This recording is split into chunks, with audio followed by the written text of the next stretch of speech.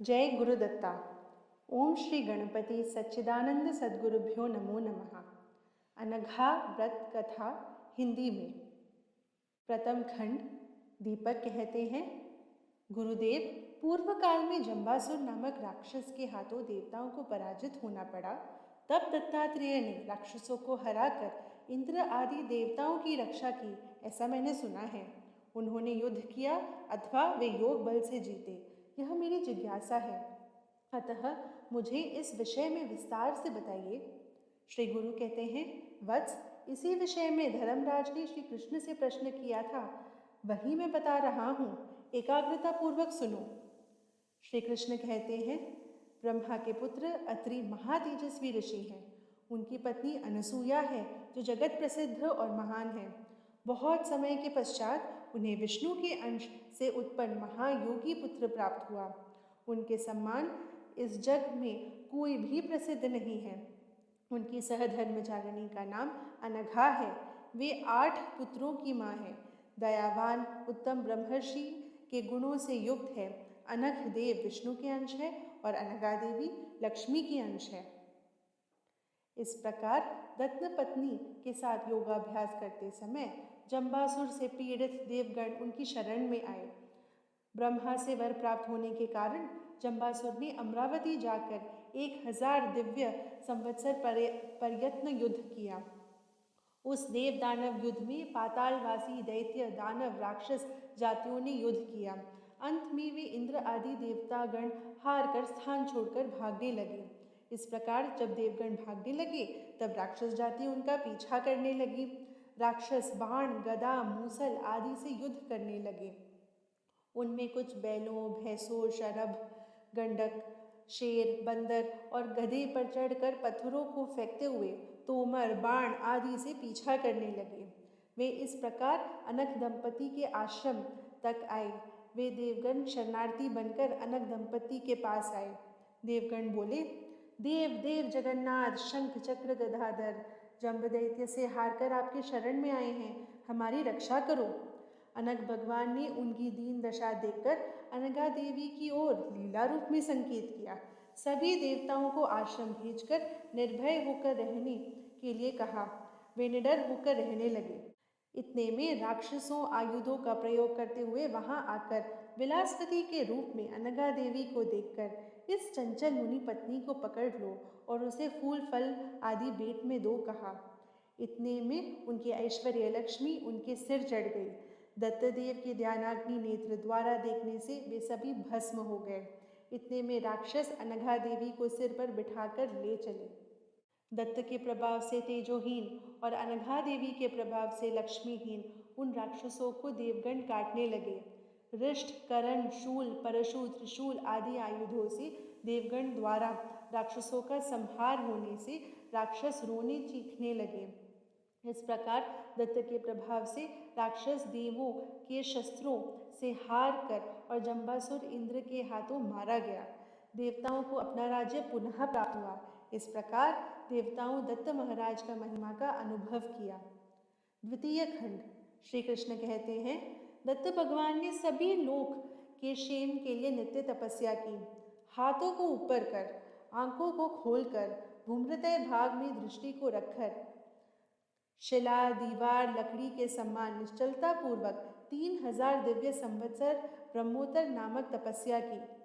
इस प्रकार उधर्व मुख से बिना पलक झपके योग समाधि में रहते समय महिष्मति के राजा कार्तवीर्यार्जुन ने अकेले आकर रात दिन निर्विराम विनय पूर्वक शुश्रूषा की। उसने शारीरिक सेवा ध्यान पूर्वक सभी कार्य दृढ़ता पूर्वक प्रसन्नता से किए। तब दत्त भगवान ने तेजस्वी राजा को 4 वरदान दिए। उसने पहले वर के रूप में 1000 हाथ मांगे। यदि वह अधर्म करे तो सत्पुरुषों द्वारा उसका निवारण किया जाए, यह दूसरा वर मांगा। तीसरा वर, धर्म युद्ध में भूमि को धर्म पूर्वक जीतकर भूपालना करना। अनेक युद्धों में हजारों वीरों को जीतने पर भी अपने से बड़े वीर के हाथों मृत्यु का चौथा वरदान मांगा। तब दत्त महाराज ने प्रसन्न होकर उस राजा को राज्य और विपुल योग विद्या से अनुग्रहित किया। ऐसे सिंह के समान राजा के चरित्र और महिमा को देखकर नारद नाम के एक गंधर्व यज्ञ में उसका गान किया कि इस लोक में यज्ञ, तपस्या और पराक्रम में तथा विद्या में कार्तवीर्य राजा के समान अन्य राजा नहीं है। वह तलवार थामे हुए, हाथ में ढाल लिए, धनुष धारण किए, योग विद्या से आकाश मार्ग में संचार कर सप्तद्वीप में सभी को बहुत दूर से भी दिखाई देता था। उसके राज्य में चोरी का भय, दुख और कष्ट नहीं है। इस प्रकार राजा ने महिमान्वित होकर 40,000 साल तक प्रजा का धर्म पूर्वक पालन किया। समुद्र पर्यटन भूमि का वही चक्रवर्ती बन गया, वही पशुपालक क्षेत्रपालक था। स्वयं वर्षा कराने के कारण मेघ कहलाया। योग विद्या से प्राप्त उसके 1000 हाथ समुद्र में प्रवेश कर क्रीड़ा करते समय 1000 किरणों वाले सूर्य के समान प्रकाशवान दिखते थे। उसने अपने आदमियों से नागराज कक्रोटक को पकड़वा कर अपने नगर में रखवाया। एक बार वर्षा ऋतु में समुद्र की पत्नी नर्मदा में क्रीड़ा करते समय मदोन्मत्त होकर हाथों से रोककर इस नदी को उल्टा बहाया, जिसने सहस्त्र बाहुओं से समुद्र को मथने पर पाताल लोक के राक्षस निश्चेष्ट होकर दबकर रहते थे। हाथों से समुद्र में खलबली मचाने पर महान उत्तुंग तरंगों से मगरमच्छ आदि महान जलचरों का नाश होने लगा था। उसने रावण को अपने अधीन करके महिष्मती नगर में बंदी बना लिया। तब पुलत्स्य मुनि ने आकर अंतः पुरवासी कार्तवीर्य से प्रार्थना करके रावण को उसके बंदी गृह से मुक्त कराया, परंतु रावण ने उनकी शिक्षा को न मानकर उसी का अपमान किया। एक बार भूखे अग्निदेव द्वारा आकर भिक्षा मांगने पर कार्तवीर्य ने इस संपूर्ण धरती को अग्नि को भिक्षा के रूप में अर्पित कर दिया। हे धर्मराज, महान योगाचार्य अनघा स्वामी के अनुग्रह से ही कार्तवीर्य इतना महान बन सका था। तृतीय खंड। इस प्रकार कार्तवीर्य योगी के प्रचार से ही अनघाष्टमी का व्रत प्रचलन में आया। अघ का अर्थ पाप है। यह 3 प्रकार का है। 3 प्रकार के पापों का निवारण करता है, इसीलिए यह अनघ कहलाए। अनघ को अष्टैश्वर्य के साथ इस व्रत विधान से पूजा करनी चाहिए। अणिमा, लघिमा, प्राप्ति, प्राकाम्या, महिमा, ईशत्व, वशित्व, कामसायित, ये 8 योग सिद्धि के अष्टैश्वर्य हैं। यही मोक्ष के लक्ष्य है। इन 8 ऐश्वर्यों ने जन विश्वास के लिए दत्त के पुत्र में जन्म ग्रहण किए। भक्ति पूर्वक जिसकी सेवा करने से समस्त पाप दूर होते हैं, जो जगत को पाप रहित बनाते हैं, वही अनघ है। अनघत्व ही प्राण है। मेरे विष्णु के अंश से जन्म लेने वाले ही ब्रह्मर्षि दत्त हैं।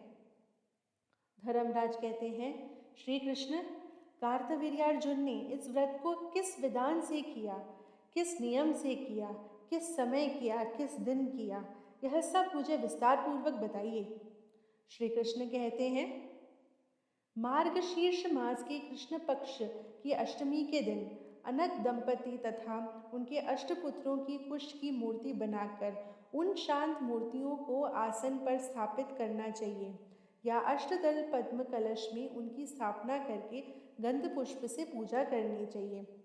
अनघ को विष्णु, अनगा देवी को लक्ष्मी, पुत्रगण को हरिवंशोक्त अर्चना करनी चाहिए। शूद्र ब्राह्मण सभी आकर सभी प्रकार के फलों से नैवेद्य से कंदमूल, फल, बेट आदि अनेक नैवेद्य लगाना चाहिए।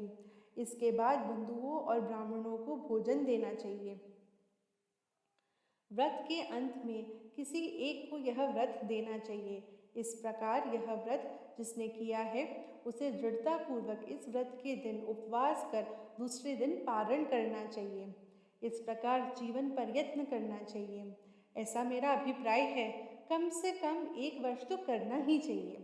इस प्रकार रात्रि में नृत्य, संगीत आदि से जागरण करना चाहिए।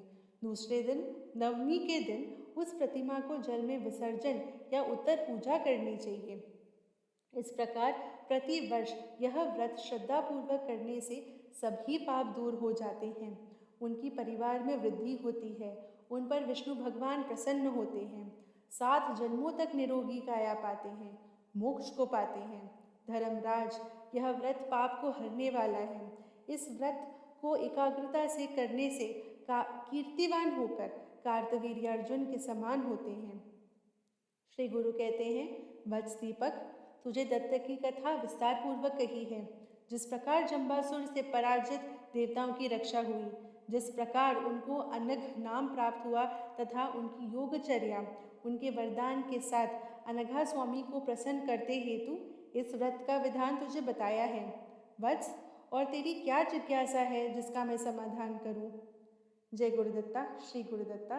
सद्गुरुनाथा सच्चिदानंदा।